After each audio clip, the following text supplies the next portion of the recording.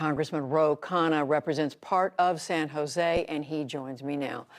Representative Khanna, thank you so much for joining us. And of course, our hearts go out to everyone who's lost a family member, loved one today. What more can you tell us about what happened? Thank you, Judy. There's just deep hurt in the community. I mean, 8 lives senselessly lost, a sense of deep tragedy at the VTA. These are people who go every day to keep the public transportation running. I mean, when people talk about my district, they talk about Apple and Google. They forget that there are a lot of workers who make the infrastructure and transportation work. And they had a horrific violence. And there's anger and there's unanswered questions.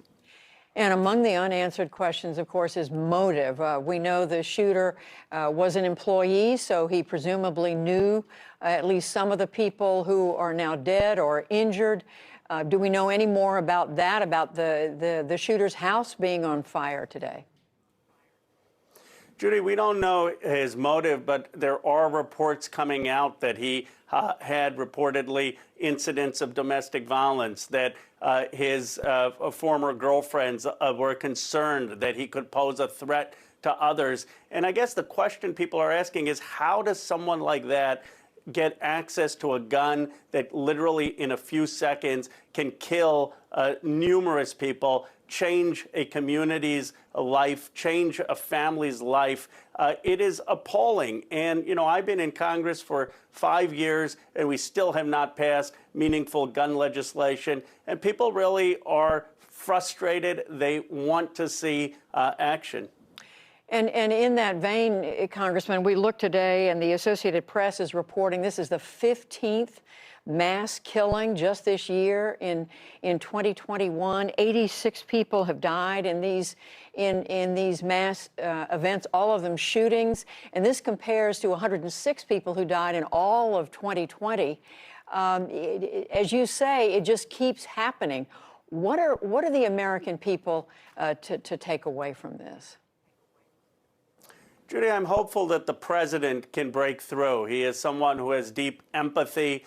He speaks to the broad range of Americans. He served, as you know, in the Senate for over 30 years. We've passed in the House some very common sense legislation. It simply says, have a background check. If you're a law-abiding citizen, you can use your guns, but don't put a gun in the hands of someone who has allegedly committed domestic violence. Don't put a gun in the hands of someone who's going to go and kill people at a workplace. I don't understand why this is so complicated.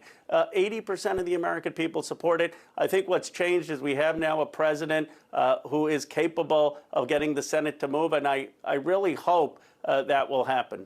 And what do you know, Congressman, about the gun laws in California that might have made a difference in this incident?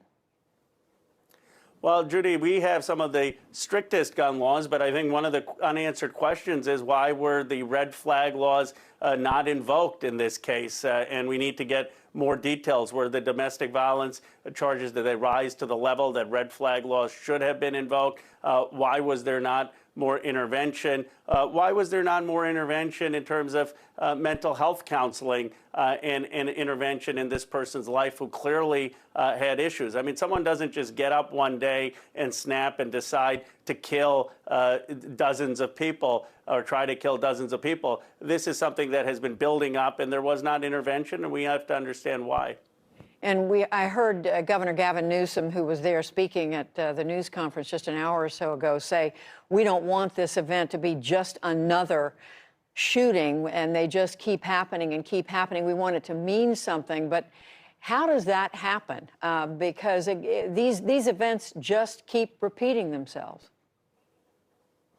Well, I think we have to look at the specifics in this case and then see what California can do. So are there areas that we need to strengthen red flag laws so that there could have been intervention to take this person's weapon away when there were warning signs? The second thing is there enough in terms of mental health counseling and what resources were available to the VTA?